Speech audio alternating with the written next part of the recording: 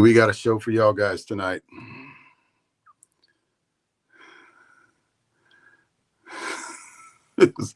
This is going to be one of those nights that you guys are going to be going, wow. We got a special guest coming on later on. I got a bunch of stuff to talk about before they come on and kind of talk about some things. We got these are the balls that we designed, Short Porch design. This is a 3.5-year-old ball right here. Look at good shape. It's not cracking. There's no cracks on that ball. And the only difference is, though, this is like a prototype. We've been hitting it. Make sure. Talk about a 3.5-year testing on a ball. That's what we did there.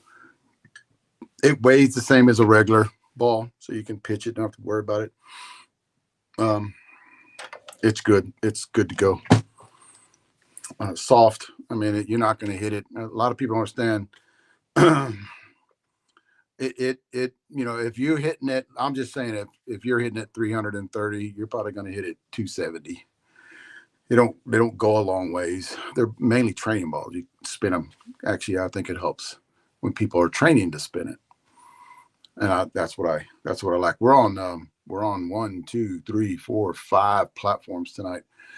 We're on Facebook twice. One with Short Porch and the other one with me. We're on YouTube, X, and Rumble, I think it is. Might be Spotify. And what I do with this podcast is I cut them up. So everybody, like, this might be a two-hour podcast tonight. So what I do after that is I cut them up and put them on a lot more. I think 5 or 6 other platforms on the shorts. And a lot of you guys like those shorts that are being out there. I think the shorts, I put a short up this afternoon of hitting. The first short I did of us hitting, and I think it was like 28 seconds long. And that thing, right away got 1,500 views within 45 minutes. So that's pretty good when you can put out a video. That's going to get that kind of, I haven't even looked at it lately to see what it's got. I'd have to get on the computer and kind of look at it and see how many it's got right now. Dude, how can you, this is what I'm looking at. How can you dislike a little short video talking about a bat? 1,746 right now. And I put it up about 4 hours ago. And it's about the Blackout X. And then I have, how many? You got to get one dislike. So,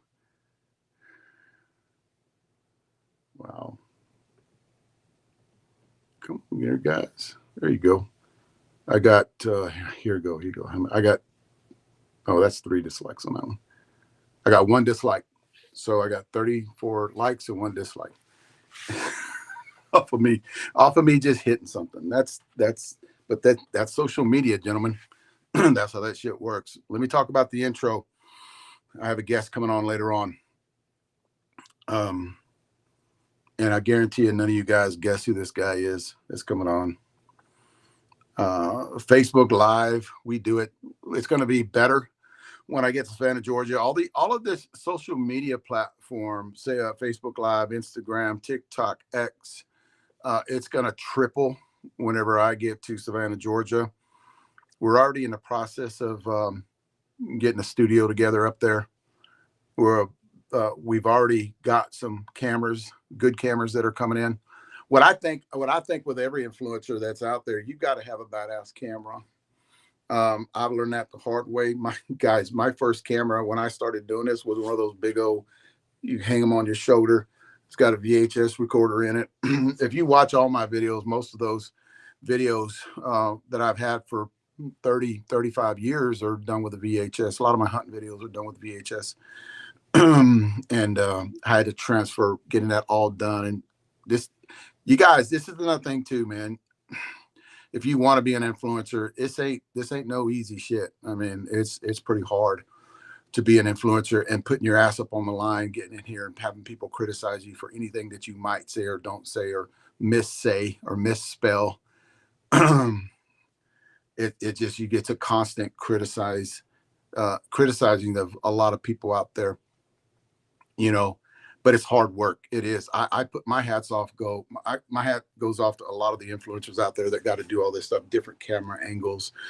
The one thing I will say to a lot of guys out there that want to be an influencer is don't be scripted. Don't be your own person. People see through shit. You know, the average person watching this video tonight, you know, or when it comes on, is when they all go out, is people just don't be scripted. Live in the moment. When something good happens, celebrate that something good. Like if you hit a home run that you ain't hit in a while, you know, like, wow, I haven't done that in a long time. Talking to the camera, you know, to be an influencer. Not everybody can do it too. That's another thing too, because everybody can. There'd be a lot of them out there that are so popular, right? But for somebody to sit in this chair or another chair at home, an armchair quarterback, and talking shit about an influencer when they're up there doing it, get your ass up and go out there and do it. And if you think you could do it better, get your ass up there. If you think you can do what I do, or all these other influencers out there, Fat Guy, the chef, you think you can do better than them, get your ass out there and do it. Put your ass on the line. You know, put up with that constant bickering or, you know, cutting you down or talking shit about you. You go out there and do that shit. You got to be tough, man. You got to be tough. You got not want to fight either. You know, every time somebody says something, you just I don't give a shit about that. I've grown, and it was hard at the beginning when I started doing this, 17 years ago. It was hard at the beginning because people just, your swing sucks. You know, how you even play, your swing sucks. You know, constant. I am fighting something. I got back from the ranch Sunday afternoon. I go back out again on Saturday. I got a group coming in from Louisiana, and it's supposed to rain here. That sucks. Not the rain we needed, but I hate guiding in the rain. But definitely, definitely get on every platform you can get on. Put out videos. I said this about our new, and I've talked to a few of you guys too. You've asked questions.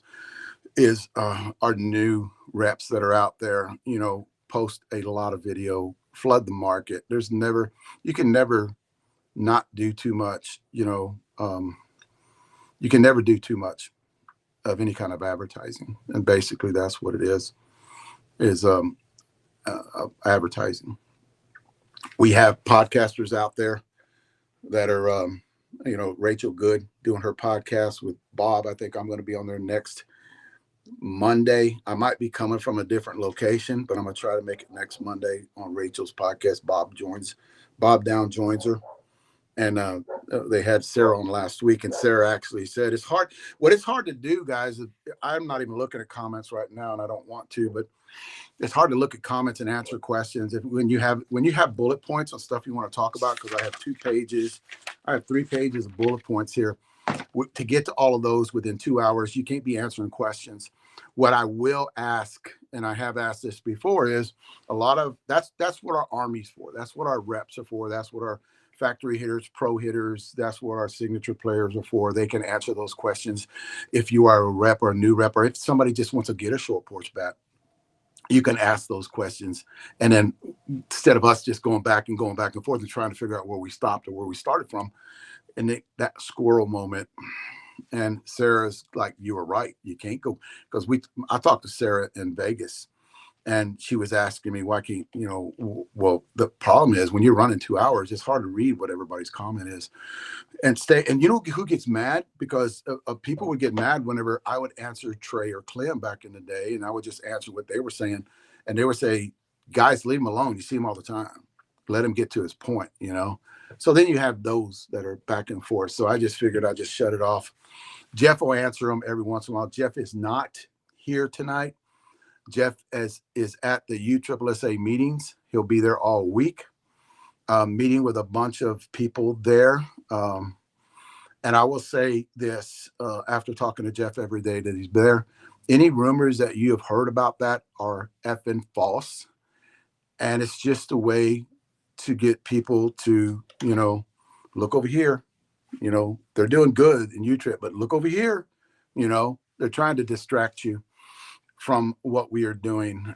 We are blowing up in UTRIP. We've been blowing up in senior ball, and we're blowing up in UTRIP. But the constant thing that I've been asked is about UTRIP. Are the rumors true? The rumors are not true. I really would like to know who was spreading those rumors. And it's usually from, I hate to say this, man, but it's usually from a rep from another back company, or, you know, and I'm not accusing everybody. It's just that one, because there's a lot of reps out there, gentlemen. You know, that one guy that just wants to throw shit up on the wall, and hopefully it'll slow us down, and it hasn't. But don't believe. Here's the deal too. There's a meme I was going to put out. You know, if you're hearing people hearsay, call me up and say, is this true or not true? Right? Is this what happened? What's the reason you got rid of this person? And I'll tell you the flat out truth. You message me on that, I'm not going to get up on social media and talk about it. But you message me about it, I'm going to tell you exactly the truth. If somebody says something, and don't listen to any damn thing, especially if negative shit, you know, off across the board on everybody, 99% of that shit is false anyway. So if you hear anything about us, just call. Don't spread rumors. Just call us and ask us, you know, especially me. Text me. Done it happen? No. I'll tell you right away. And I've had people, you know, yesterday I answered a question that shouldn't have been answered, but I told them, don't say anything about it. Just, okay, we're working on it, you know. And those people usually don't say anything about it. They won't spread that. It really is a good rumor, actually. It wasn't a bad rumor. So I'm going to go through some things here. I talk to some people, and I don't understand why this happens. I hope it does get through to some people that runs leagues, especially senior leagues. Why are you not in senior leagues? Why are you not using top tier balls and top tier bats? There are senior leagues out there that will not let you swing a senior bat. Now, I'm not going to go into a whole big old spiel about how that doesn't work, but you would get more seniors involved if you used a top tier senior bat. I don't care what bat it is. I'm not plugging Swordports, I'm part of them, but I'm not plugging them. I'm just saying, if you run a senior league, let's say you're on Florida or California and you're running a senior league, and then you're banning senior bats because you don't want anybody to be injured, you know. And like Jeff said, they're doing a lot of I'm trying to find a word for it, where they go around and asking a lot of people, ask a lot of seniors, what are the injuries? How are you getting a lot of injuries as a senior player? It's not from getting hit up the middle. It's not from getting hit at third. It's mainly from running injuries, colliding, tripping, falling, you know, ankles, torn Achilles, torn quads. That's the mainly a majority of injuries that you get with seniors. So why are you putting seniors at a disadvantage? Because this is what's going to happen if you put ASA bats in seniors' hands, right? They should never be swinging an ASA bat in a senior hand. And why aren't you? Even you can even have an age on when you can do it, when you can't do it. What's going to happen? Those seniors not going to see. They're not going to want to hit that bat, an ASA bat, in league. And this is for league or tournaments that you play on weekends, on these little communities, right? I'm not trying to get too far in. I know what they are, but I'm just not going to call them out. So whenever they have you swinging ASA bats, if you swap this to senior bats, watch the influence of the people that actually get up there and want to join because they get to swing their bat, right? A top tier bat. That's what it's all about. You know, why do you think seniors we swing different bats? Why do you think seniors so big? You know, but it's a disadvantage if you're not, and there are some leagues out there that are not letting those guys swing them. I shared, this is the sad part. I got a bunch of groups and I shared our podcast the other day. It was BP showcasing our bats, basically. So I have about 150 senior groups that are out there. Well, one guy messaged me, very, very polite. And he says, I had to take your podcast down, or your live BP down, because we don't swing senior bats because they don't want anybody getting injured. And I'm like, man, you just think about it. If you're pulling in, I'm just going to say, let's say you're in a senior league, you know, you're pulling in 40 teams in a week on age brackets, and a senior team. Just think if you introduced senior bats, you'd probably double, double the teams, because a lot of people don't want to go swing an ASA bat. Now, I don't understand. I'm getting too far into that. I just don't understand why. Open it up to senior bats. Open all of it up to if you're especially over 50. I can understand if you're doing it for 40s, but over 50, hell, even 40s, your reflex time is great anyway. From 40 to 40, 40, 45, 50. So I don't understand why, and why wouldn't you swap? Because more money coming in, you have more people, more concession stands goes up, right? You have more people out there. Your tournament, your end of the year tournament, like they usually have, and those go up. So definitely. One thing I will say, guys, is I did a podcast. I could call them a podcast. They're live video of us hitting there. We had 32 people at 10 o'clock in the morning. And I know a lot of you guys work, 32 people at 10 o'clock in the morning watching us. That's pretty badass that when you have that. And we're getting bigger. We're growing. A lot of the reps are out here watching because they want to hear about different things, which I'll get to later when it comes to the bats that we swung the other day, and the bats. I need to quit. The bats that we're putting out there. Leaving bats in your car. I'm answering questions from a few people that actually put these out there. Leaving bats in your car, guys, bad idea. Leaving your bats in a hot car. This time of year, not so bad, but leaving your bats in a hot car, getting hot and then getting cold, and getting hot and then getting cold, and that's the worst thing you can do. It breaks the bat down, not the carbon. So don't get up here and text me. It doesn't do. Yeah, it breaks down the carbon. It breaks down the rosin, the material, the stuff you put you put it together with, not the carbon. It doesn't break down. It breaks down the rosin. And anything you put hot and cold, it's not good for it anyway. Definitely. So yes, keep your. I don't. My bats are in a carrying case. All of them are. The one thing we do too is when we do these live videos, we are swinging these bats nonstop.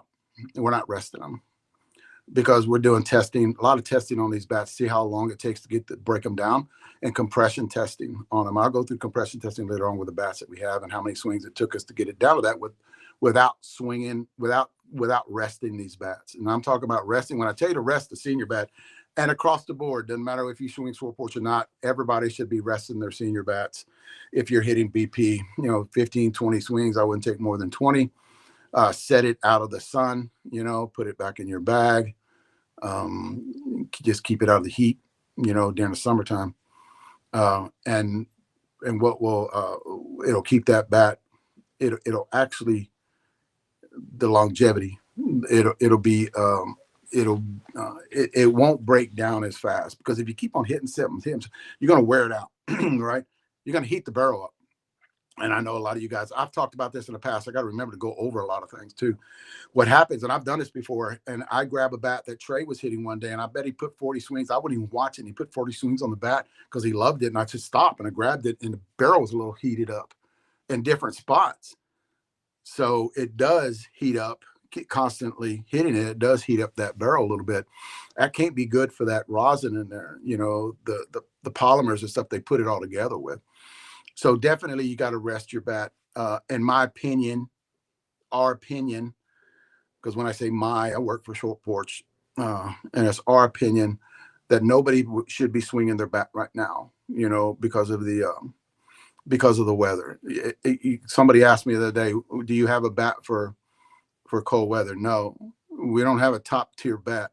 And again, across the board, gentlemen, it's not us, everybody else. Every bat manufacturer, I'm gonna help you guys out. Every bat manufacturer out there should not be swinging their top tier bat, their gamer bat, in the off season. And this is with Short Porch, 65 degrees and up. You can swing our bats 65 degrees and up, around that. A lot of it has to do with the ball too, because a lot of you guys go, I was 70 degrees and I was 68 degrees and I was swinging this, and you said it was fine. Well, what ball were you hitting? Because balls come into play with it too. So guys, just be aware. If you go hit with somebody, know what balls they're hitting. Know how old those balls are. pick a ball up and see if it's hard. I mean, see if it's heavy. You know, I won't take my bat out if I'm hit with somebody that's new. I know what my balls, how long they've been there. You know, I look at them. I get rid of the old ones, and I'll go through and weigh them. I can feel them when I'm pitching them, because a good pitcher will know if a ball's heavy, and I'll throw it out. You know, I won't hit it. So just be aware at this time of year, because you got to prepare yourself for the winter season. You know, the fall right now, but get into winter. You know, definitely don't hit your top tier bats in them. I do compression testing. These are questions I'm asking. Right, I'm answering right now. I do compression testing. Never after I hit it. What we found out, I'm not talking about anybody else. This is not across the board.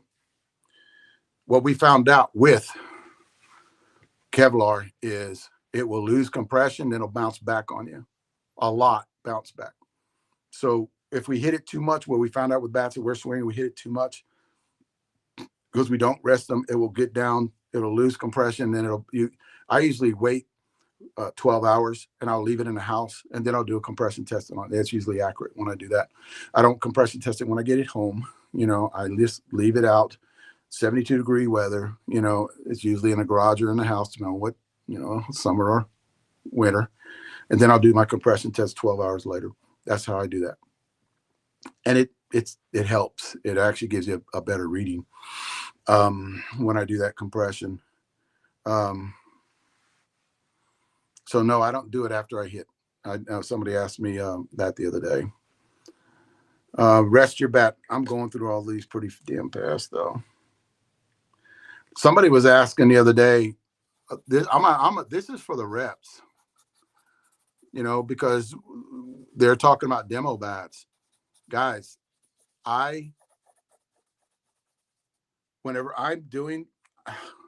When I'm doing these testing on a lot of these bats in these videos, whenever we are out, I turn around and I sell those bats. Or if one of my 8 guys that I have want it, I give it to them. They don't pay for it. My guys that hit with me don't pay for their bats. I usually give them, unless they're going to buy them away from me and they want more Murray Williams, you know, because Murray goes through a lot of bats and he loves swinging all of them. Murray fine-tunes his swing. And he fine-tunes his bat. The guy knows, Murray knows a lot than he gives off about bats. So definitely the question was, how do we sell used bats? Guys, there's a demand for used bats. There's a big demand for used bats. I sell all of my used bats within 24 hours that I put them up somewhere. They got a buy, sell, and trade. One of them was mine, a buy, sell, and trade out there that I put all my stuff up in there for. And what I do, which I would not recommend, because there's actually rules that you have to follow on that buy, sell, trades. I put mine up there. Said first good bid gets it, like first good offer gets it. You know, you're not allowed to do that, but I do it. And I usually sell that bat pretty quick because I don't charge a lot of money for it. But I'm getting good money for it. What I think the bat's worth, you know, and I do all compression testing on them. You can't sell a bat. Nothing too. When you put the compression test on a bat, and it'll sell a lot faster. Don't be selling no bats with 140 compression, because you ain't gonna get nothing for them unless they're not hitting in any kind of tournaments. But there will be somebody out there that buys a 140 compression that only hit in the league. They don't do any compression testing. So yes, you can sell your bats, but make sure you do a compression testing on it before you sell it. A lot of people aren't going to pay $175, $150 for a bat that compression tested 150. Now 175, 180 with our bats, just with our bats, yeah, you probably get that.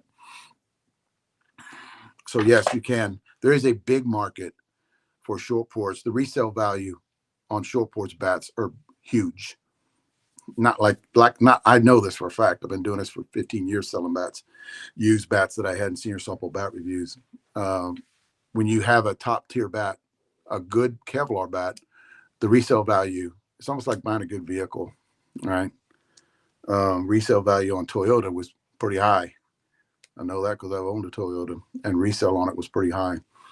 Nissan, what is the other? Honda has actually got a good resale value on it. Different years of Jeeps have good resale values on them. So you can sell your stuff. That guys have got to go, I can't sell my bat. Well, then you're not trying. That's just me. I'm not going to talk about that because that one's pretty bad. Um, I want to talk about something here. I'm going to need to look at the time. I got time.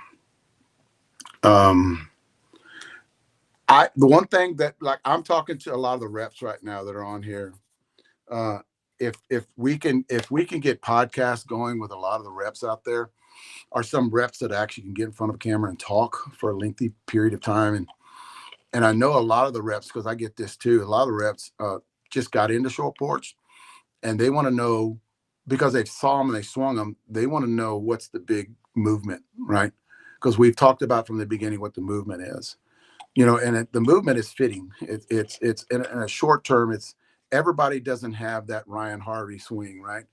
Everybody doesn't have that that that height and that experience, because I'm sure Ryan Harvey was hitting baseballs at 2 years old, and then he played major league ball, and then now he's playing softball. And when they see him, are the Jose Canseco brothers, right? Nobody, there's not too many people out there can hit a softball like they can. So what we did is we went the opposite direction. We build bats for AA, AAA, league play, weekend warriors kind of guys. Not saying anything bad about them. I'm just saying guys will get out there and have fun, get off the couch, and hang out with buddies. As they get older and have a good time.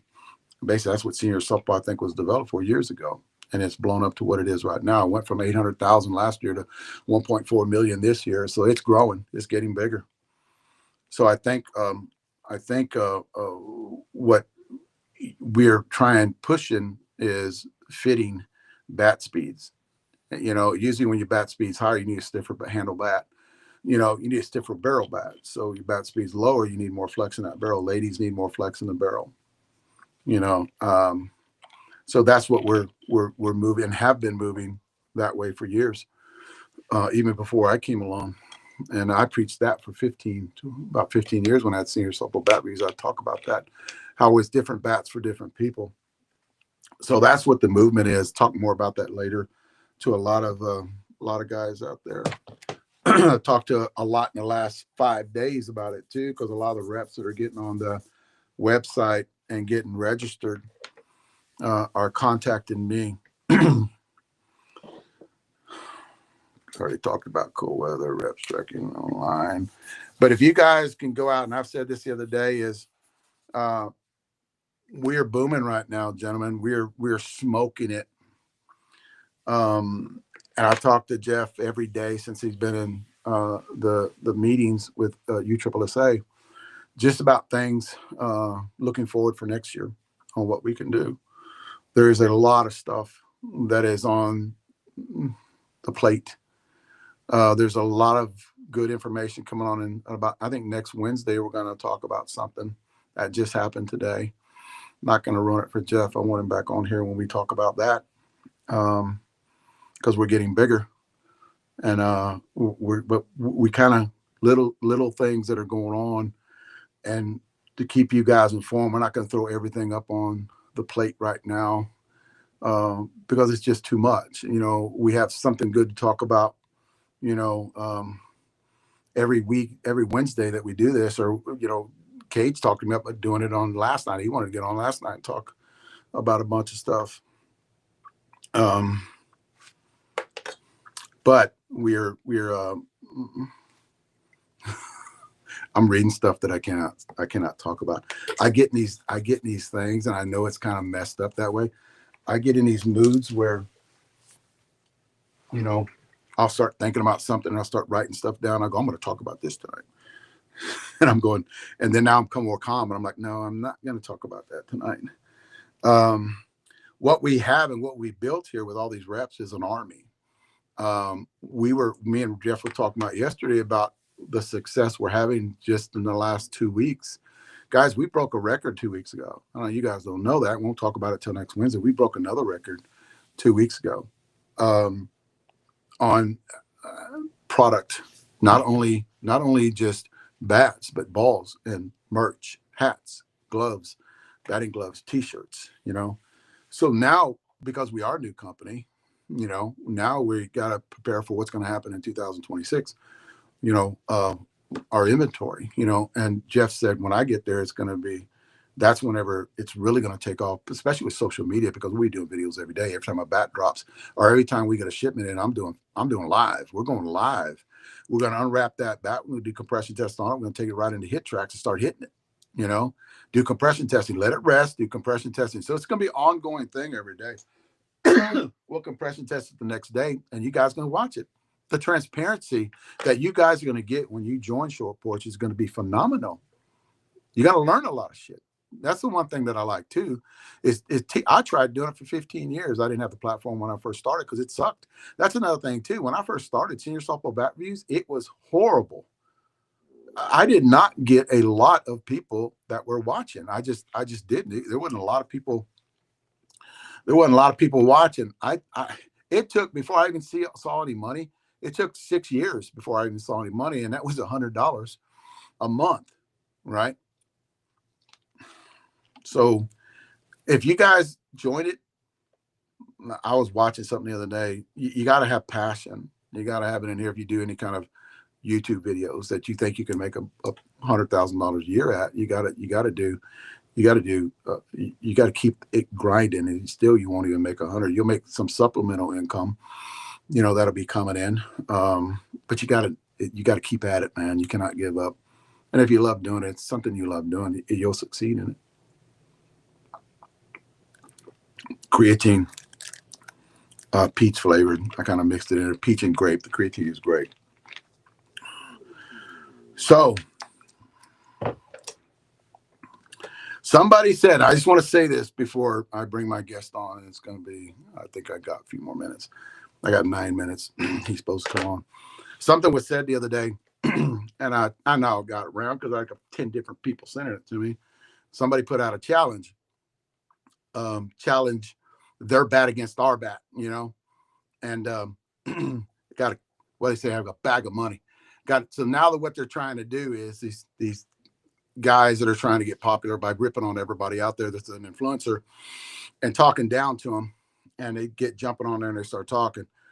Go watch the channel. I don't give a shit. I mean, I don't watch the channel. I actually block the channel because they're negative. They talk shit about everybody. They're bullies, in my opinion. And they just spew shit out there, you know, talk about, I got a box of money. Usually when guys, it's like the Jose Canseco brothers. I know those guys. I have nothing against them, but I know what it is. Coming out that money, challenging each other. Both them fuckers are studs. They're badass, and they're going to hit against each other. It brings people in to watch them. I understand that. Okay. My suggestion for Boom is this. If you're going to go against somebody, why don't you go to the long haul bomber tour and get your guy into that and put your bat into that, right? Because we already got a guy doing that. We got a guy doing that, you know. Anybody could beat anybody on an individual night. Doesn't mean you're the badass, you know. You don't go, oh, my bat beat your bat, you know. Just me that somebody was on that night. That's all I mean. Okay. Prime example. If you're winning a tournament, you run through worlds. What happened? You got hot that weekend, right? Guys, I've been there and done that. If you're hot, if you're off, you ain't doing nothing. That's the same thing, guy. Same thing. You know, you go out and hit. If you're on, you're on. You know, I don't think anybody'd come up with a bag of money and throw it in front of you. But apparently they think that they got the best product. I'll go against any Short Porch. Go on the bomber tour. Quit talking shit. Go on the bomber tour. Get on that. Get on the senior bomber tour. You know, go on that. Because we do senior bats. You know, we don't try to come and talk shit to everybody, you know, about doing all that other stuff. But just get on the bomber tour. Don't be saying, I'll bet my bat against your bat. That's like back in the day. I'll bet you my car against your car. Title for title. That actually was a reality TV show, wasn't it? Where they bet titles on titles and they got out there and raced on it. Every weekend was a different race, and they title for title and jumping up and down. He turned this into a reality TV show, I guess. Go to the bomber tour. Got that one in there. Team buy-ins. Anybody's got a team buy-in? Kind of breeze through these. Anybody has a team buy-in, get a hold of Todd Cox. We do not, and I want to clarify something here. We have a lot of people asking us if we would sponsor their team. We don't sponsor teams, gentlemen. We don't. We don't sit there and just give money out. We're a new company. We're a brand new company. We want to grow, and this will make sense when you have a company. You just start just throwing money out, right? You want to grow from the inside. So the only way to do that is take the money that we've made off a good product and put it back into the company. We have an army out there. It's not like it used to be. We're treating it not like it used to be, where we have to have all these teams out there showcasing our bat. It actually has changed. It's going to be 2026. So what we do with our money is we put it back into the company and grow. We build, we expand. There's stuff we're doing in China that you guys know about a little bit, but we're building our own facility in China. So yes, there's stuff going on different places around the world that we're working on right now. So every time we sell a bat, that goes back into the company. And one day we might be able to do that, but what we do have is a team buy-in. Todd Cox is in charge of that. And he will take care of you. Just get a hold of him. He might be on it tonight, him or Sarah. And it's basically just a team buy-in.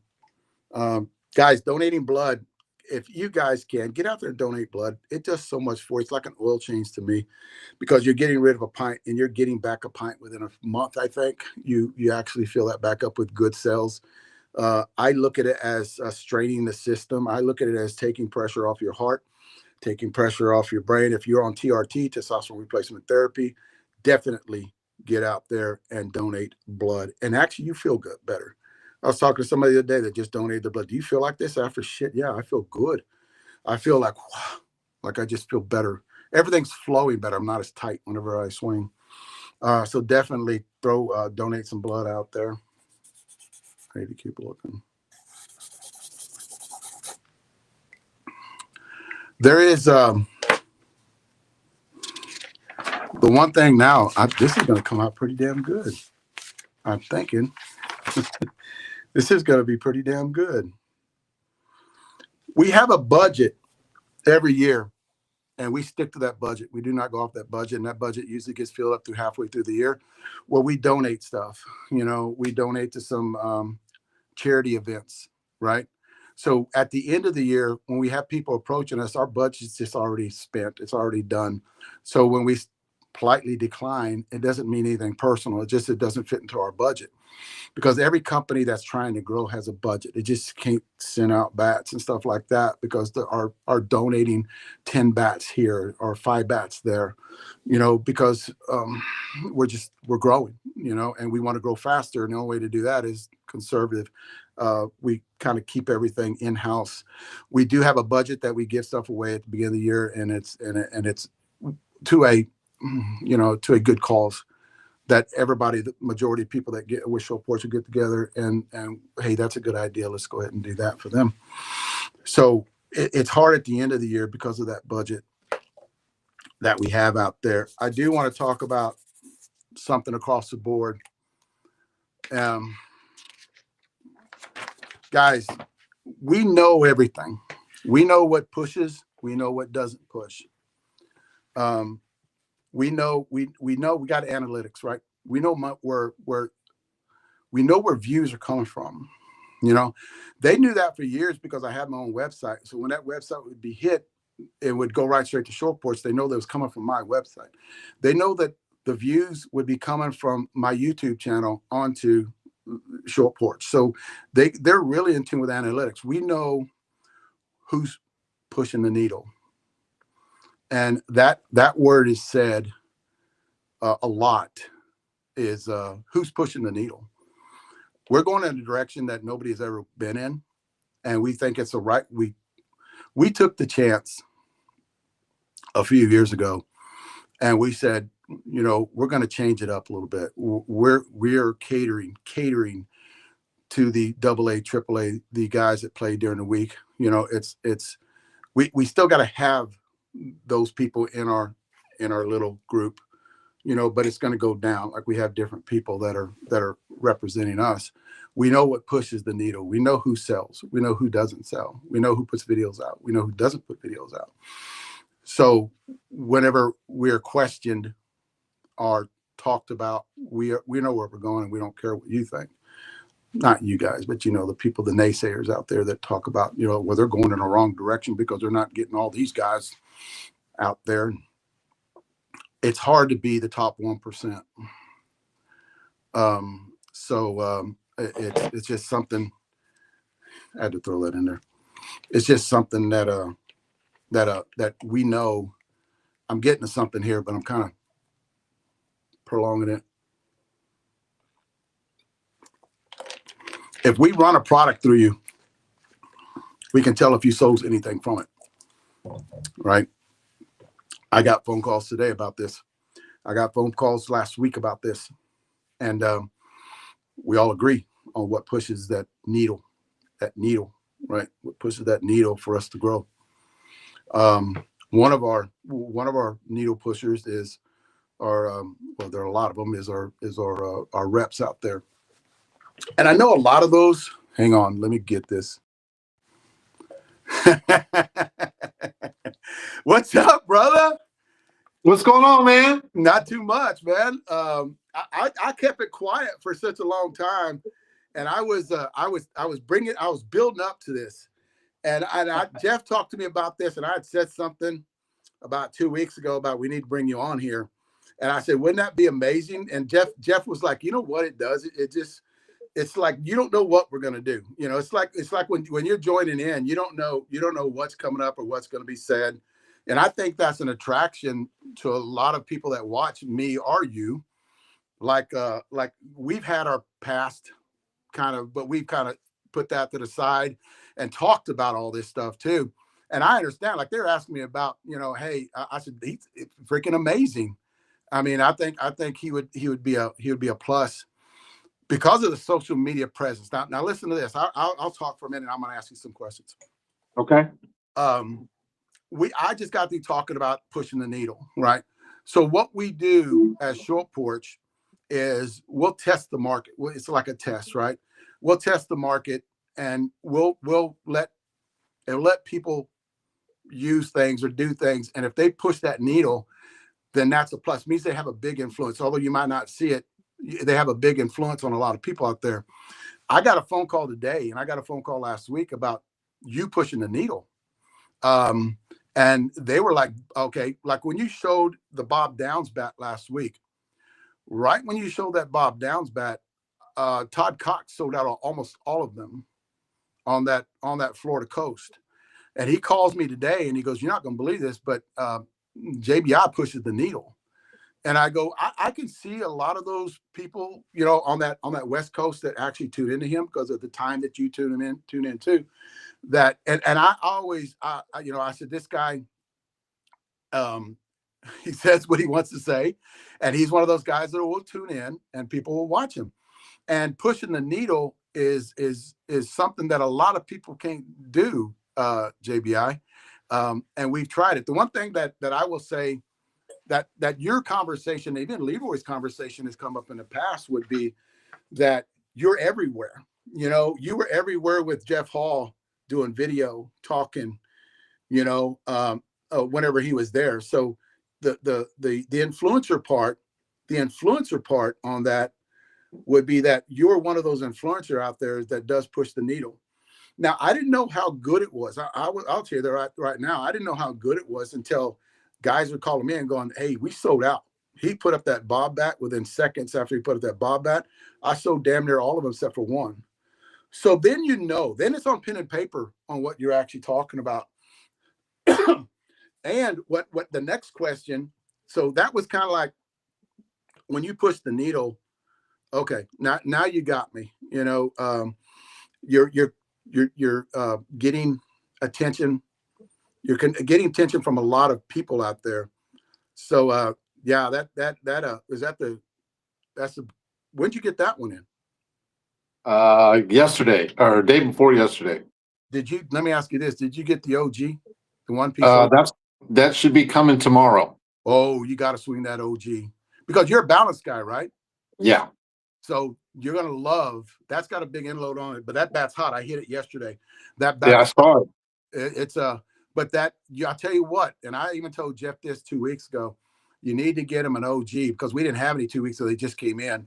But that's that one piece. That one piece. This one right here. That one Yeah. piece OG. This bat is swings like a balance bat. It's kind of like a counterweight, and this bat is hot as shit. Definitely for what you do, that bat's going to help you out 100%. But what I want to get to, and I'm going to kind of ask you a question here, was they had an influencer, and I'm not going to bash on these guys too. I'm not going to bash on them, but they had a big mega draft last week where the influencers were invited. Did you hear about that? No. No, you didn't. See, I didn't either, and the chef didn't either.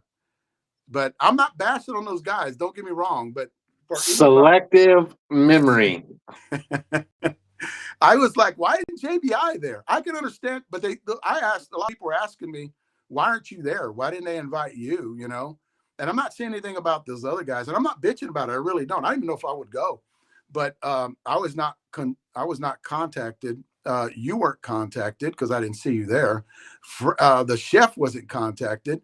And from what I heard, Fat Guy VP wasn't contacted until the last minute. You know, and I'm not saying those guys did a hell of a job. I'm not saying that, but you talk about influencers that get up here every week, you know, and they're saying, well, maybe because you're with a bat company. No, I've seen about 2 or 3 guys there with a bat company, and I'm not bitching about it. I'm really not, because I don't know if I would have win anyway, because that's just not what I do. You know, Dave, when you're doing something good, you always get bypassed. You always get hated on. You lose friends. I can't believe how many friends I lost because I decided to swing short porch. Really? And you know, the funny part about it is, you know, I'm only going to talk about something that's good. I'm for the people. All right. Yeah. I'm not a BS or bullshit or whatever. I come straight across. The guys that I play with, I played Major Plus all my life. And you know, you got to be able to come out with truth. You know, you can't bullshit people. You got to, you know, from my experiences and the times that I've swung bats and this and that, you know, I speak about truth. And when I tell people that short porch, their technology on their bats are unbelievable, it shows. And when I got and look, a lot of times I got 4 of my friends to go out and go batting practice. We normally do it once a week. Yeah. And we didn't do it last week because they were at the BSC.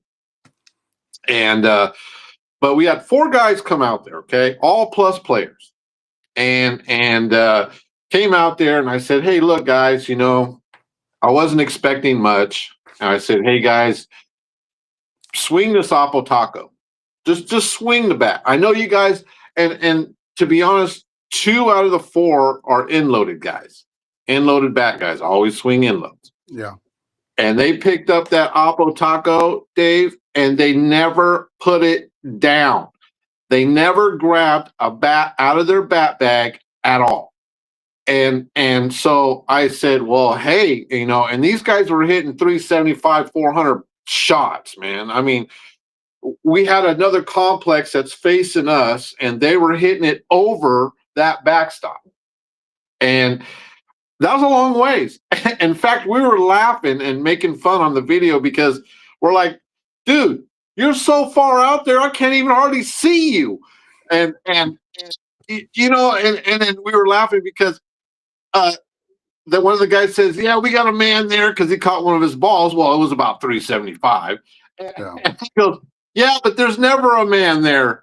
There's never anybody standing at 375. So that's never going to be a concern. So, you know, for me to get behind something is something that I actually believe in.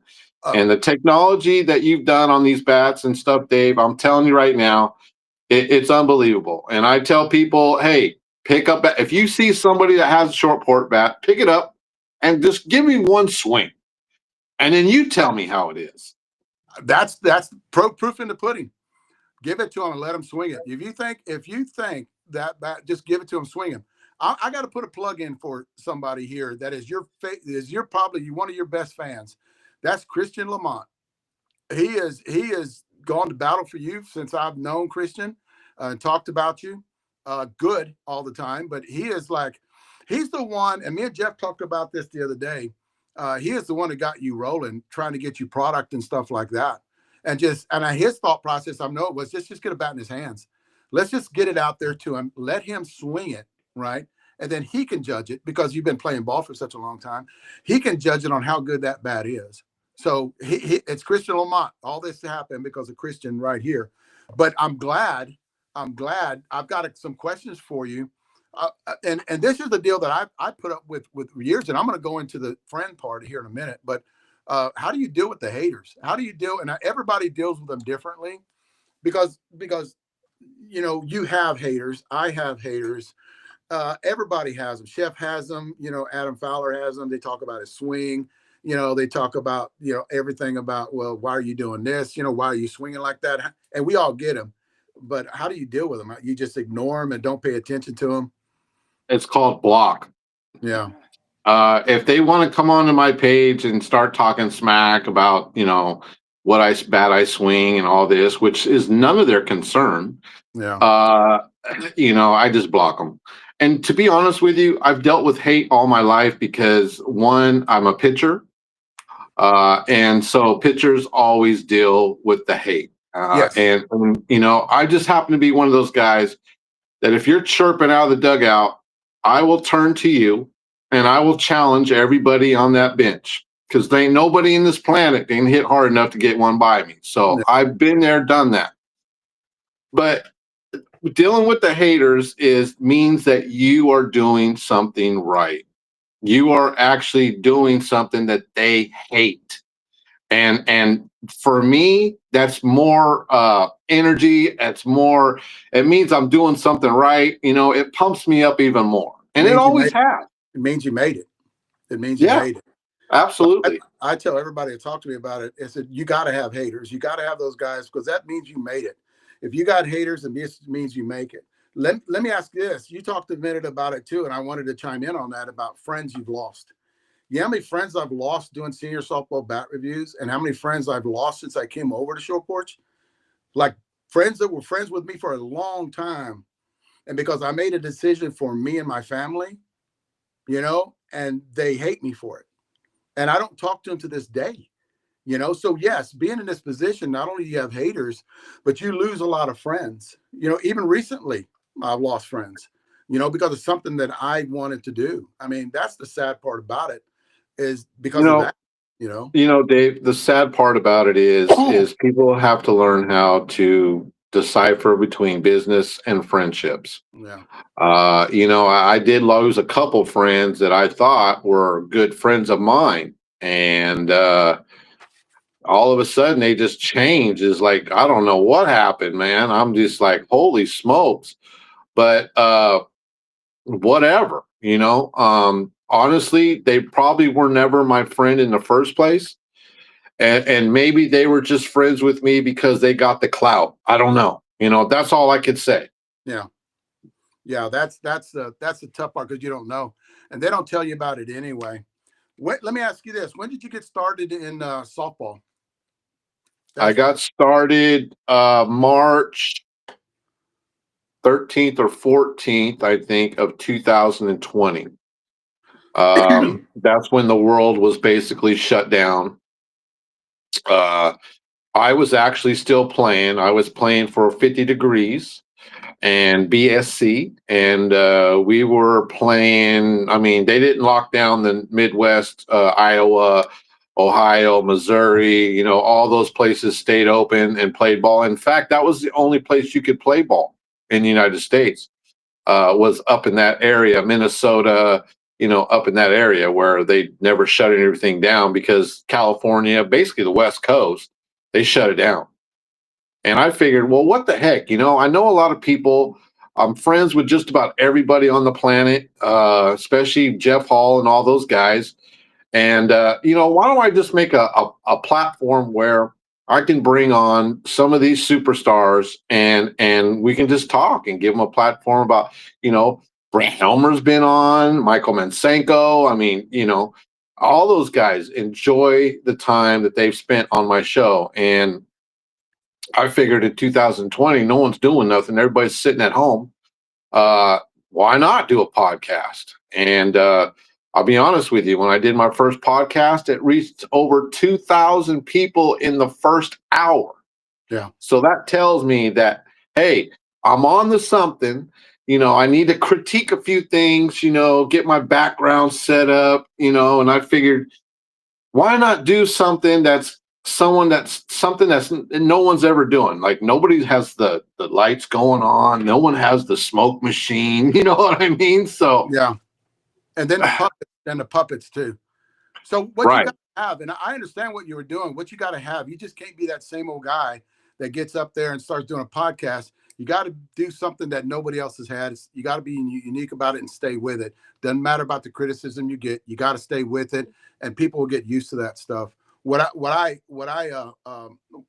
one thing that I do know is you started doing Facebook Live before anybody else did. You're at least 2 to 3 years ahead of me. And basically I watched you, and then I would say, I want to do that.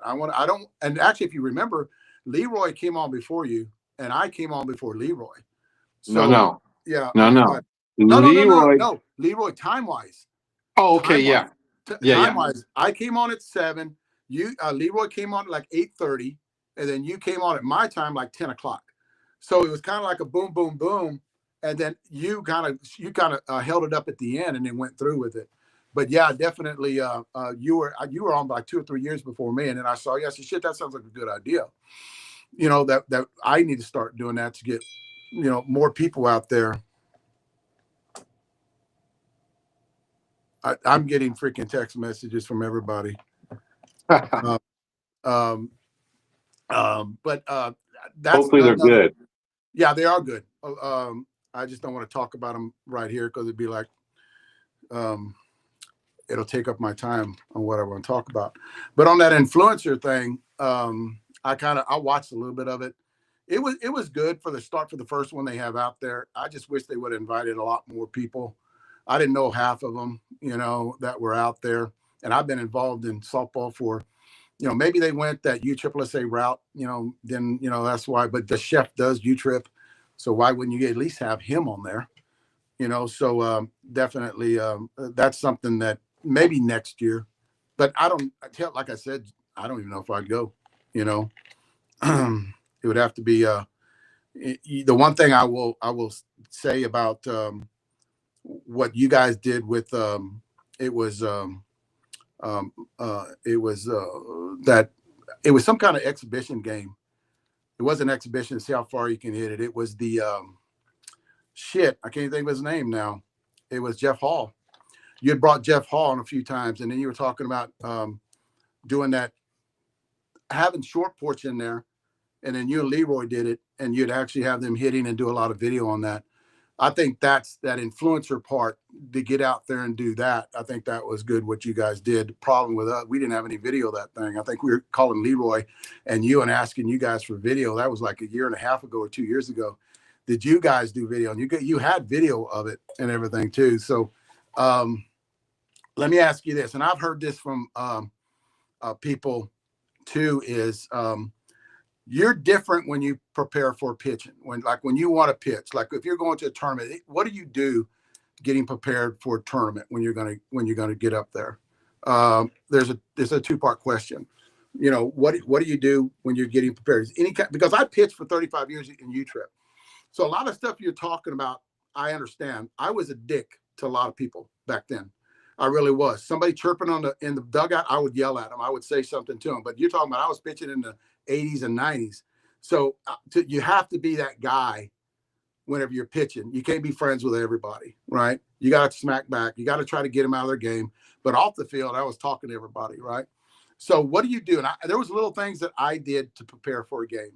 What do you do? What do you do? You don't talk, like, do you talk to people? You don't talk to people? No, you know what? Most of my friends will tell you, when we're playing the game or we're actually on the field, I don't say a word. I'm mentally focused on my job and what I need to do to win that game. And I become a cheerleader. As far as being prepared, I feel like I'm always prepared. You know, with my background in conference and all that, everything that I do forward is a piece of cake, to be honest with you, because playing at that level that I played at with some of those greats, there was a lot of pressure, man. There was a lot of pressure. And if you didn't perform, if you didn't do good, sometimes you get asked to leave in the middle of a game. Yeah. And so playing under that type of pressure day in and day out has actually helped me in my game today, because everything seems a lot easier for me. What do And you, yeah, I can understand that, especially the longest you've been playing at that high level, because you do learn every game that I played playing. I learned. I learned different. absolutely. I learned different people. Plus, you play against when you're playing at that top level. You play against the same people every time. So Yep.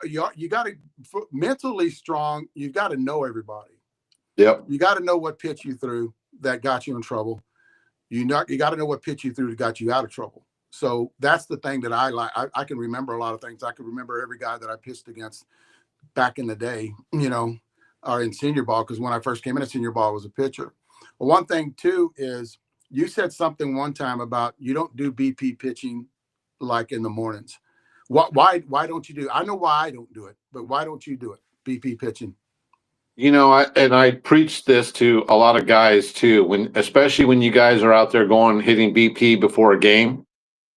You don't need to take but maybe 10, at the most 10 swings. Yeah. To me, I don't even swing. I don't even practice. I don't pitch to nobody.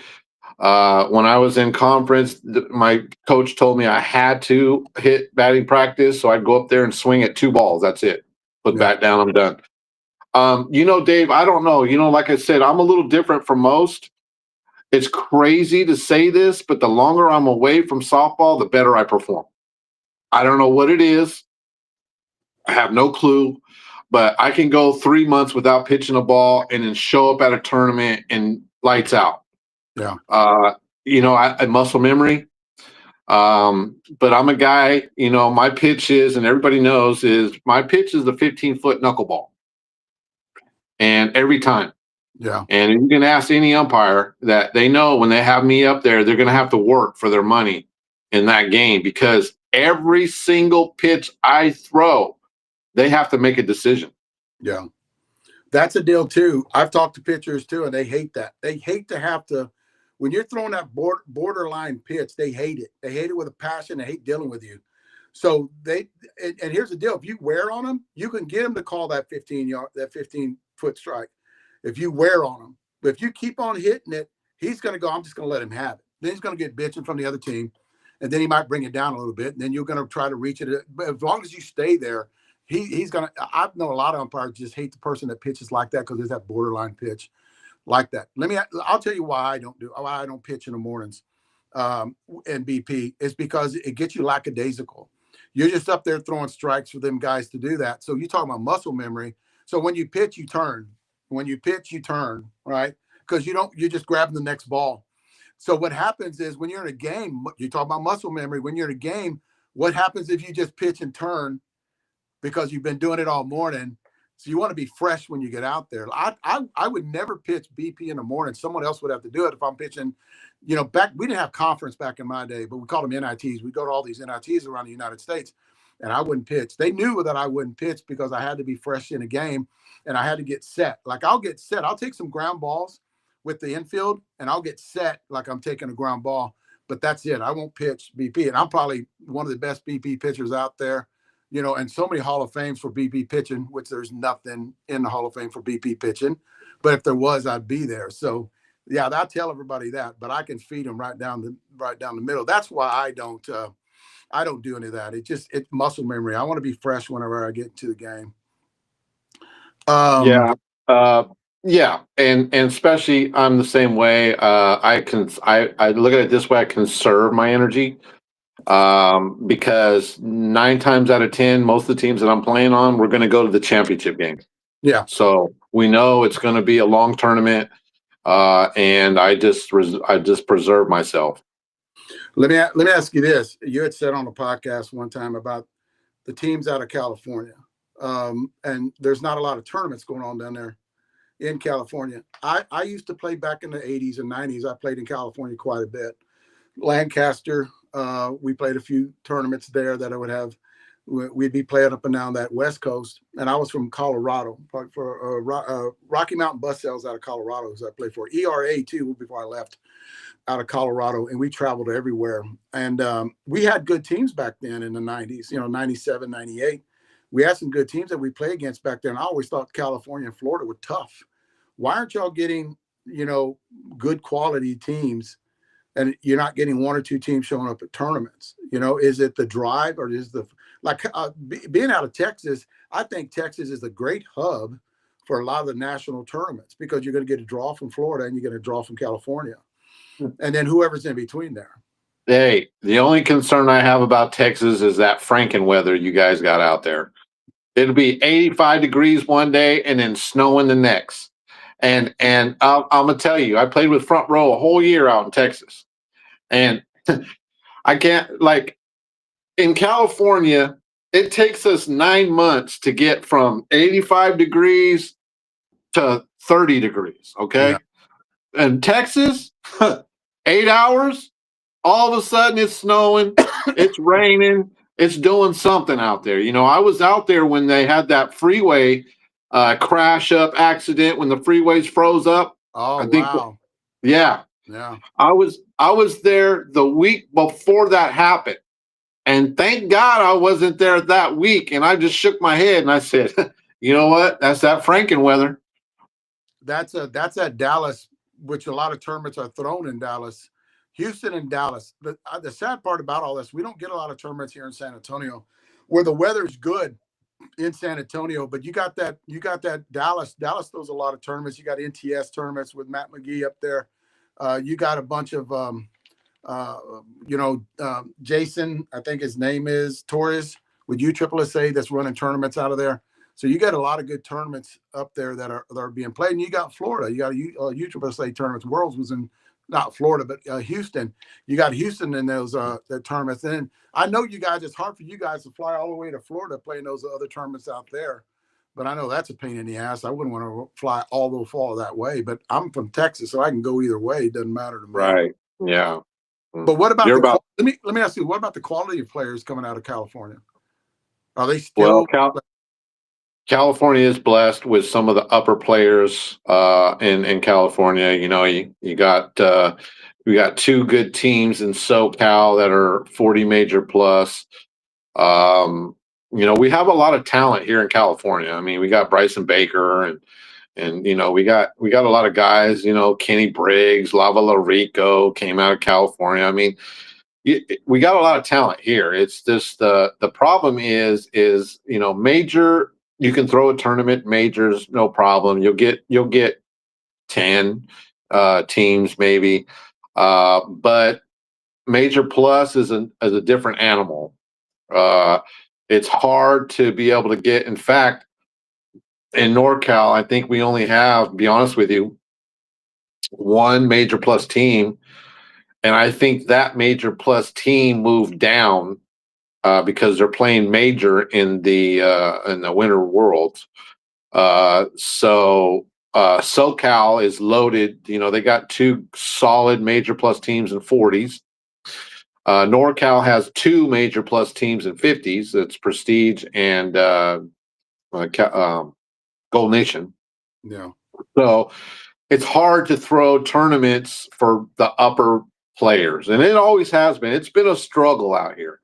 Now, when I flew to Texas for a year and played out of Dallas, Houston, and all that, they were getting, but then again, they're mixing major with major plus. So, of course, we had the spot teams and stuff like that. But it was still a fun tournament because we go in a tournament and there'd be 15, 20 teams in there.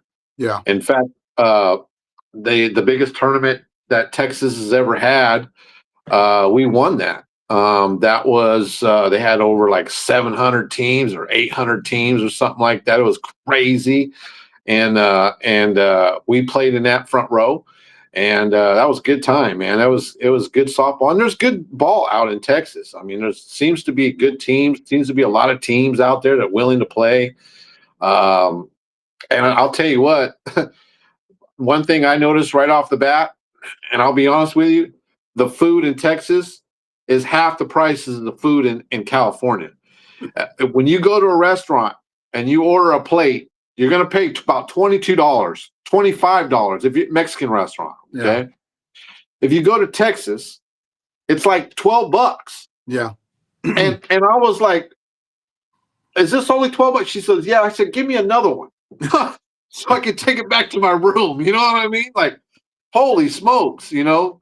But yeah, it's just, playing in Texas was a great experience for me. We went undefeated the whole year, or I did anyways, but it was just a blast. There was a lot of people out there. And I know you were gonna ask me a question about the puppets. I may be jumping ahead, but I work in mental health. Okay. Yeah. So I've learned a lot in mental health. Anybody that's worked in mental health, you learn a lot about humans. Okay. Yeah. And one thing that I like about the puppets is called a mental marker. And basically, when you go away from the JBI show, one of the things you're going to be on your mind is that fool has puppets. Like, what is this guy doing with these puppets? You know what I mean? You're right. And that took off, and that's why I did the puppets. And I'll be honest with you, Dave, I'm out in Ohio, in the middle of nowhere, on a field. I don't even know the name of the field. We're in the middle of the boondocks, you know what I'm saying? BSC. And I'm out there pitching, and I go up to use the bathroom, and this guy, probably 70 years old, looks up at me. He goes, "You're the guy with those puppets." I go, "Yeah, that's right." I've had conversations with people, and they said the same thing. You mean the puppet guy? I said, the puppet guy. Yeah. Mental marker. Mental marker. They don't know your name. They know JBI, which is easy as hell, but they'll say the puppet guy, that you're exactly right. That's exactly what it is. What's next for JBI? What do you got going on for next year? What do you got going on for softball? I mean, you just going to hit the rest of the year. When do y'all start getting cold there too? I know it's like 3 different questions, but when do you start getting cold there? Like we've got, it's been 85 degrees here every day, and I don't think we get anything cool front coming in for another 2 weeks at past Thanksgiving, and it's going to be warmer. I'm a little colder. Our 70 degrees days have ended about a week and a half ago. Mm-hmm. So now all we're getting is highs in the 58, lows 40. So we're probably going to carry that all the way through February. End of February, we start warming up back in the 70s. By the time we hit March, we're still in the mid 70s. April, we'll hit a couple 80-degree days. May, hot as hell. We're going into the 90s, 95s, 100s. Yeah. So, but hey, I'll take California weather any day over that damn Texas humidity. That stuff will get you. Here's another thing too. You're right. Depending on where in Texas are you at. If you're more toward that Houston, Beaumont area. Houston. Yeah. Kicks your butt. Mosquitoes too at the end of the year will just kick your butt. But if you're talking about Dallas, Fort Worth, you're talking about wind in Dallas, Fort Worth. Always windy. That's when the cold fronts hit at the end of the year too. If you're playing Worlds in Dallas, Fort Worth area, the cold fronts come in. That's probably what y'all got caught in. And that was probably a monsoon year anyway. That was a freak accident whether you got snow on the ground. I heard you talk about that in a podcast, but that's just a freak accident. That usually doesn't happen. We'll have snow on the ground in Dallas at the end of the year. Hell, we don't get snow here. I remember a time we'd go 8-10 years without getting snow here in San Antonio. But San Antonio's pretty badass. Anytime you get south of San Antonio, for one, the food's better than Dallas and Houston. Everybody will say about that food's 10 times better. And more you get close to that Mexico border, food's amazing and costs like $3.50 for chilaquiles plate or huevos rancheros. That's when you get it. Like, you can spend the rest of your life down there eating food because it's so cheap. But Hey, what's up with next? Huh? and you guys got Victor Wimbiana down there too. So Oh yeah, yeah. He got hurt, man. I knew that guy. I knew that guy was going to get hurt, but he got hurt. He's just too tall. He's going to have injuries most of his. I'm sorry to say, but nobody's that tall and plays like that and doesn't have any injuries. He's got a calf strain, I think, right now. But what's next for you? What are you going to do? Just kick back and rest of the year and Thanksgiving and then Christmas and then start up again next year going into 2026? yeah, yeah, because like I said, with the weather and as cold it is, it's not optimal to be swinging these bats, any bat, for Yeah. that matter. But the show must go on. A lot of these bats, like this bat right here, Brandon Murray's bat, Yeah. beautiful bat. But man, I'm gonna have to I mean, this sucker's heavy. This is a 1 ounce in load, right? 3/4 ounce end load. It's Brandon Murray swings a good. A He three used to quarter. at 1 ounce, but now he's going to 3/4 ounce. So it's a little lighter on the end, but it Huh. swings like a sledge. Yeah, I'm but gonna have to get a running start in the batter's box to hit a ball with this hey, puppy. have your big boy swing that bat and tell me Oh about his yeah, performance.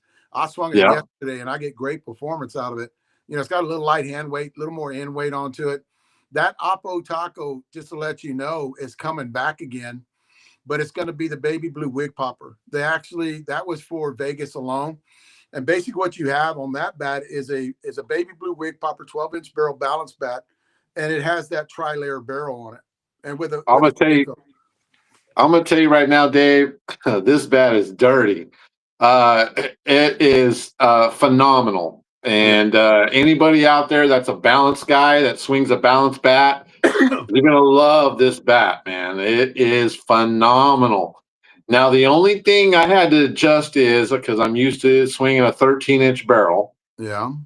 What I tell people is this bat is essentially the red knob Dudley balanced.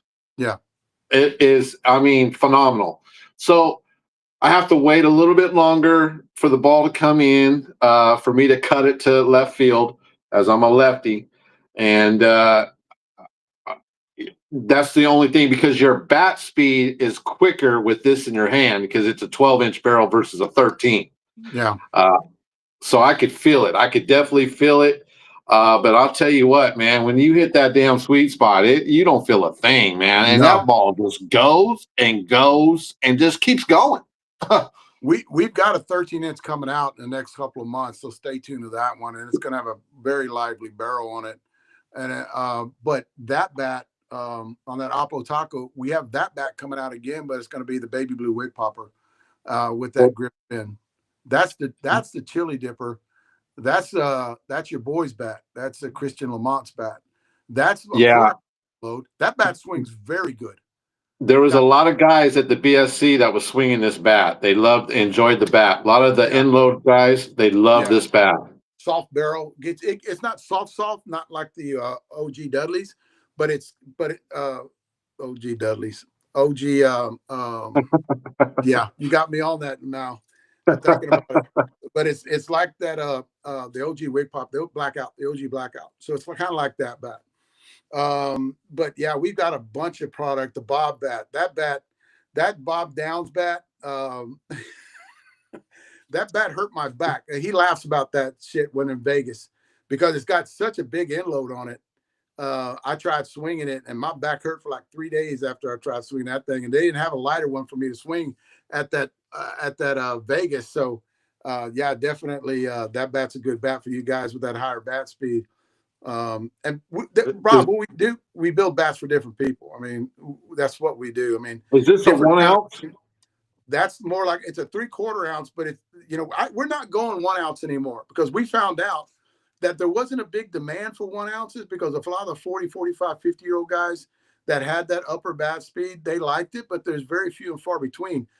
And here's another thing too. When you're part of Short Porch, and you'll know this the more you get into it, is we build our barrels to be high performance barrels without that much end load. So we can go a little bit lighter, like Brandon Murray went from a 1 ounce to a 3/4 ounce and got the same performance with a little bit more bat speed. So he's getting, Yeah. I call it club head speed. When he's getting that bat out there and makes contact, he's got a little bit more 6-7 miles an hour because he went down from a 3/4 ounce, from a 1 ounce to a 3/4 ounce, and our barrels are livelier. Jeff has juiced up those barrels a little bit more to actually help with going down in ounces. So that's basically almost like, okay, prime example. Wait till you swing the blackout. The blackout OG. Wait till you swing the blackout OG. That bat has very little end load to it, but the performance is ungodly. It's like it swings not in feel, but the performance is like swinging a 1/2 ounce end load. But if you weigh the end load, it's really light on the end load, but a high end. I'm when I swung that Oppo Taco, I became a believer instantly. Yeah. And like again, I don't push stuff that I don't stand behind personally. And so when I bring stuff out to people and let them know that, hey man, these bats are hot, you need to pick one up and try it out.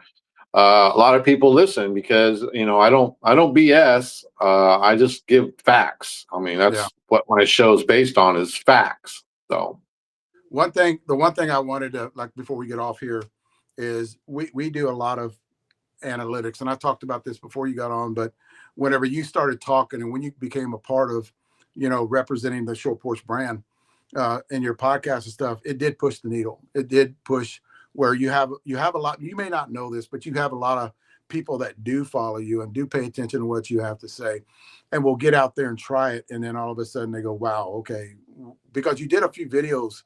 I know one for a fact of that Oppo Taco, and y'all were swinging it with your group of guys out there.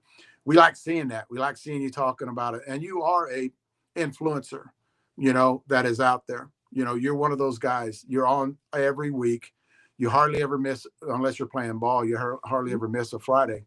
I've never missed a Friday. And if I do and I'm playing, I'll give a little update on Friday night about what's going on. It may not be the whole hour, but that's one thing I pride about in my show is I've never missed a week. Yeah. And I see that you're out there plugging away and not listening to the haters and just going about and doing your stuff. Preaching, I call it. You're out there preaching. Then to have you on board, I talked to Jeff about it, and Christian was your biggest ally. He's like, okay, we got to get this guy, a part of Short Porch. Let's just send him some product, and that was Christian that did that. And he got it. Like we talked about you yesterday and the day before. We're glad you're on board. That's the one thing I wanted to tell you, and hopefully turns into a long relationship with you doing podcast and then us up there, and then maybe doing some stuff later with you. That's another thing too, Jeff wouldn't mind doing. And handling, like Jeff said, on that West Coast, handling that West Coast on people, because you've already proved that you can push the needle with that too. So I want to tell you, welcome aboard. I know me and you had words in the past, but it was all about just stupid shit anyway. So I just want to tell you, welcome aboard, and glad you're here. Absolutely, man. I'm glad to be aboard. I'm glad to be behind a product that is actually fire. And again, for those people out there that haven't swung one of these bats, get one of these bats in your hand, man. I'm telling you right now, you're not going to be disappointed whatsoever. I mean, the ball just flies off these bats. So, and Dave, I pride myself on my show with facts, and I think that a lot of my buddies that I played with or against in the Major Plus, and Major Plus is a lot smaller, so a lot of us guys, we all network, we all know each other and everything, and I've always been an upstanding guy in the softball community, and I think that a lot of people do believe what I say, and I'm glad that they are all going out there and supporting Short Porch, because I can be honestly sit here and tell you that they are definitely one of the hottest bats in the game, and I've swung a lot of bats. Yeah, I know that for a fact. You and Leroy would talk about all the bats that you guys swung in the past, and you'd actually have them there and showcase in front of you.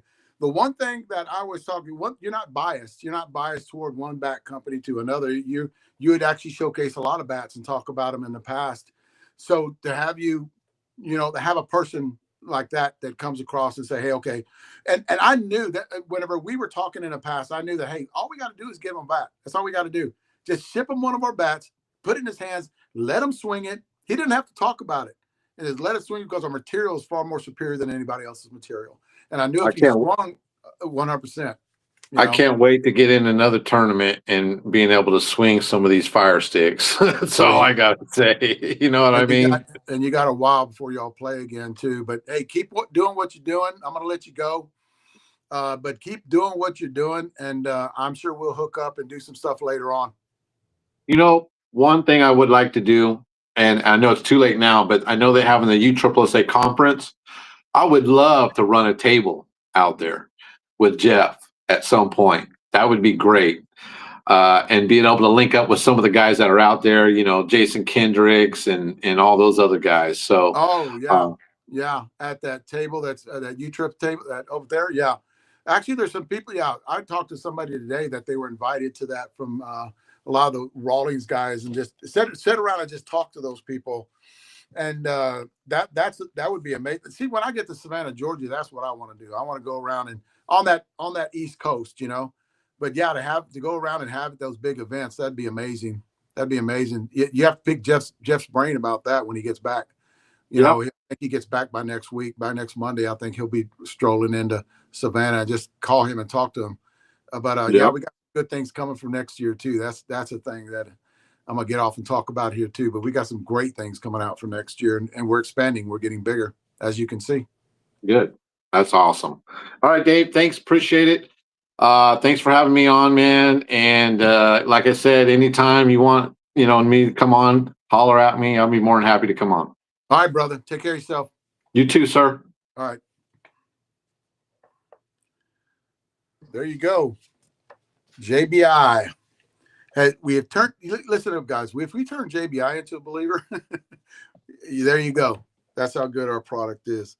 Now I got all these text messages going. What was it? Amazing guy. I've got like 10 text messages.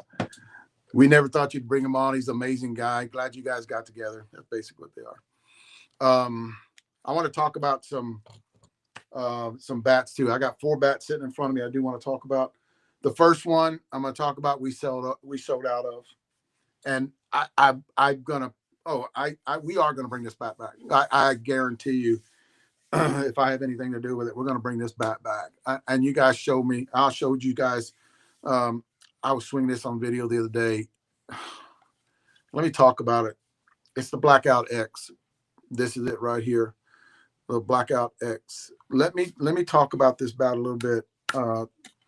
It's 12-inch barrel. Started off compression at 210, and it's got a grip spin barrel. It's got the grip spin knob on it. It's got a grip spin barrel. And it gets dirty fast. I'll tell you that right now because it is dirty. But we've got, how many swings did I say we got on it? We got 525 swings on it, and it's tested 155 compression. 525 swings at 150 compression. Started off at 210, got down to 175 at 210 swings. That's that same one. End weight's a 16.7. This is a 26 ounce. It's 16.7 on the end. Great barrel. You can have that 16.7, have a great barrel on it. 16.7 on the end, and it's got 8.4 on the hands. We're standing at 8.4, 8.5 whenever we're doing our bats. I think that's a great number for our bats. We're going to bring this bat back. I love this bat so much. It makes a different sound. If you guys ever swing it, right when you start swinging it, you're going to know this is a different monster. It's a hell of a bat. This is probably going to go to one of the I got a video of Mike Garibay swinging it, and it's probably going to go to someone else. It's probably going to go to one of my guys there. The Bayou, Mr. Brandon Murray. This bat started off at a 225 compression. We've got 175 swings on it. You see right there, tested, what is that, 210? And I'm going to prove something here, right here, talking to you guys. I can do it with this one. Right. What we found out with Kevlar, and we know about this for a long time in the past, and all you reps out there can listen to this part right here too. What I got, this is my kind of area right here. Whenever I talk about this part, there was a threshold that you can hit a bat with your bat speed, right? You can hit a bat that would actually, and this is across the board on the bat comes, except for short porch in the Kevlar era of short porch, right? Not before. But since we introduced Kevlar, our only Kevlar that we manufacture ourselves, we don't buy it in sheets. We actually make it ourselves in the liquid state, right? In the United States. So with our material, I'm going to tell you what we're getting, right? You have a bat right here. I never could hit with the performance a high compression bat because of my bat speed. You guys watch that video of me hitting this bat dead center with a 210 compression. I hit that ball a long way. It's on video, went up today, and I put it out there on purpose. This bat is clean. It looks good. It's got 175 swings on it. We just brought it out that day, and Murray Williams helped me break it in. I actually said in the video, thanks for getting it to me. And I talk about the veteran move. So my veteran move is I get everybody else to swing stuff for me at the beginning, and they wear it down, they break it in, they get 150, 200 swings on it, and then I step in at the end and I start hitting it, and I can judge it, right? And then they tell me how many swings are good. Then I can do compression testing. That way I can tell how far it dropped compression at 175 swings because I have the video. 210 compression, I'm getting performance on this. I couldn't do that with any of the bat out there, right? And it's because of the Kevlar that you're getting at. So you can go high in compression with my bat speed and you get great performance. That's how come whenever I used to do, listen to this, when I used to do senior softball bat reviews, I'd have like 5 different bat speeds that you can do. You have the soft and you have the hard, and in the middle, you soft medium, hard medium, and then you went to the middle like medium. So with short porch, that's narrowing down so much because you get performance on a 210 compression. And look at this. I swung this bat, one of the last persons to swing this bat. I've got a 155 compression at, what did I say, 525 swings right there. That's nonstop us hitting this bat, right? The other day. Started off at a 210 compression. You can see it on there somewhere. Starts off at 210 compression. So what we're getting at a 155 compression, I remember giving my bats away every year that tested at 165, 170. I was afraid to get them down below 160 or 165. I can feel it. So I would give my bats away at Vegas every year that tested to the slower bat speed guys, the 60, 65, 70-year-old guys, the little guys. I would give my bats away to them. I don't do that anymore because I can get down to a 155 compression and I still get tremendous performance. I'm not getting any imploding because of that Kevlar. So that's what we're seeing. We're seeing lower compression with performance and barrel response. We're seeing higher compression with performance and barrel response, with my bat speed. I'm talking about with my bat speed. So that's what we're getting with the Kevlar. And guys, we didn't know this at the beginning because remember, that's new Kevlar. That's not old Kevlar from 15, 20 years ago. Everybody started talking about, we tried that in the past and it doesn't work. Bullshit. That's your old shit. This is new shit, right? So we didn't know what we were going to get. So that's what we're finding out for all the time that we've had Kevlar. This is the variance that we're getting. That's how come we do a lot of R&D, so we can sit there and spread all the facts, right, to you guys. We hit a lot of it. We hit them till they crack. We're not getting a lot of cracking on them. I told Jeff this a couple of days ago. I'm not cracking any of my bats. That's another thing too. If you guys hear anything about any of our product, hear somebody saying shit, just text me. Let me know. I'll tell him, no, this is what we're getting. I write everything down. I've got a computer sitting right here that has every bat that we've swung and testing in the last year that I've been, year and a half, because I'm anal that way. Last year and a half that we've been doing this, I got everything written down on that's facts that tells you how many swings that bat got and whatever else is up here that I can remember that. So that's facts. And we talk to you about it. We're transparent when we talk about it. So definitely our bats longevity. Yes. We're not getting bats that crack. I know there's, like I used to say this too in videos, what was it? 10%, 10% of every bat manufacturer that produced bats years ago had breakage. What we're getting now across the board, I always actually say this across the board, we're not getting a lot of bats that are cracking, but we are getting now that's cross board, now short porch. We're getting very small percentages, way below 10%. They're way below 1% that are actually a flaw, right? And I think that has a lot to do with our material that we use. So you can't go through, you know, not have anything wrong, because there's got to be that one little person up there that does something wrong to one bat. You know, maybe they didn't leave it somewhere long enough and dry it or whatever. This is bat. All these bats I'm talking about are in stock, guys, that I'm talking about right now. That's how come I wanted to talk about them. Then you got this one. This bat. This is JBI. I'd put him in this bat in a heartbeat because of how he hits. He's a slap hitter, goes oppo, and this bat has great performance for those guys. It got a little bit of hand weight onto it. This bat compression tested at 170 at 180 swings. Now there you got a high performing barrel that's going to drop compression, but what we're getting with this bat is it'll get down to that 150, 145 compression and still have performance on it. You couldn't get that with any other bat out there, but you're getting it with our bat, especially this bat. This is the OG Blackout. You can see it right there, the OG Blackout. This, what this bat is getting, you're getting, that bat is very popular with a lot of the older seniors because we see them buying. They come up to the tent. That bat sold out. Well, we were like 2 weeks into Vegas. That bat sold out, and we just got the other shipment in the other day. But what we're seeing, a lot of guys out there that are buying that bat because of high hand weight. It swings like a balance, a counterweight into it. And it's a 12-inch barrel, which brings that weight a little bit more to the end.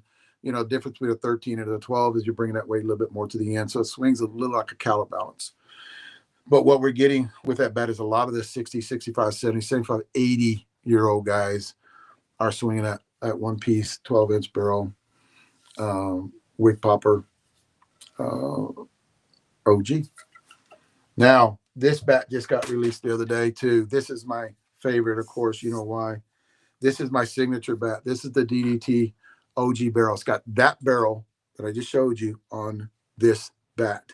It's a DDT. It's got weight in this bat. It's got weight from here to here. And I'm actually going to talk to Jeff because I have one of these, and I'm thinking about splitting it down the middle. I'll show you, but I don't know if I want to do that. I'm just going to talk to Jeff about it. But how other when if I tell you something, how are you going to believe me? You know, a lot of people that pay attention do believe me and know that I've been doing this for a long time. But I'm not going to bullshit you. We've got a weight in this thing about that big. It goes all the way up to where the bat starts to taper into the barrel. So I have a weight in here. We took basically what the DDT OG is on your conventional 26 ounce. It have 3 ounces on the end on the average bat, not every bat, but the average bat on a half-ounce end load has 3 ounces on the end. We took an ounce out of here and we put it right in here on that the DDT, that dual distribution in that area right there. A lot of things that does keeps the energy in the barrel. It doesn't be absorbed. It will not be absorbed into the hands on all the DDTs across the board, even the U-trip bats. Our DDT U-trip bats are taken off because they get no feedback in the hands because that energy staying in the barrel. And then you have that connection that's weighted right here. So you can hit middle or oppo with, okay, go back and look with the Brandon Murray bat, the ball I hit yesterday to center field. I'm not a power hitter center field. I pull everything. But guess what I started doing? I started hitting the center field, and I started getting my arms extended. More performance because you're actually swinging 2 weights, one here and one here instead of one. So think about it, gentlemen. Common sense wise, you know, 2 weights hitting the ball is better than 1 weight hitting the ball. So this is back in stock. It's my signature bat right there. We are working on a lot of things for next year. I know this video is getting into damn near, well, it's an hour and 50 minutes, hour and 40 minutes. So that's all we got. I've got some more stuff, more news I'm going to talk about next week. Jeff will be on here, and then we'll kind of talk about it and get everything. You guys ain't ready, man. I keep saying this every year, and I want to tell you guys so much stuff that we're looking to next year, but what I need to have a podcast, right? So I told everybody, if I ran a 3-hour podcast, told you everything we're working on for next year, that would be it. The podcast wouldn't be over, but keep you guys, it's almost like clickbait, you know, and that's a good thing. The good clickbait, you know, you guys tune in next year. The one thing I will say, ending on this, is the reps are doing a hell of a job. And what I talked to Jeff and Leslie, and we kind of had a little, you know, conference call yesterday when they were at USSSA, and they're talking about the surge that we've gotten within 2 weeks. And Jeff was kind of talking about, well, it's you know how come we're at this time of year, how come we're getting such a big surge right now? And I said it, and he agrees. Everybody said that it's the chain, it's the link in the chain. Like there was a link in the chain that, and I always say you got to have, you got to have everybody doing their job, right? And I look at it as the chain. So when we got all the reps in, that was the last link that we had. So we can talk about it, we can demo it, we can test it. Jeff can make it, Leslie can make it. Then it goes to other people's hands, and then we see, okay, this can be moved, this and this can be moved over here. Maybe put a little bit more, make softer barrel. Then we can go to, because we're building bats for everybody, right? So we have a broad range of bats that we have for people. So that's another link. Then it gets down to the link of the people that are at Short Porch that are selling these bats, right? Because they got to be pumping. They got to be throwing stuff out there. They got to be, every bat that you order, customer service got to be through the roof. And then you have the reps, which we got 178 or whatever they had, this 82 or something like that, more reps coming in. That's the end of the link. And there probably will be another link added as we get bigger. So it's all the links that are doing 100% to make this whole big company actually break records. So basically I want to thank every one of you guys out there that are doing that, that's helping us, because it's just not about one or two people here. It's about everybody that actually puts in and does the job. And we couldn't do what we're doing right now if it wasn't for a lot of people out there that are pushing this product, putting up video, the Rachels of the world, the Stacy Cars of the world, our factory hitters, our reps, and our signature guys are out there representing at a tournament or helping somebody out. We couldn't do it without you guys, and keep it up.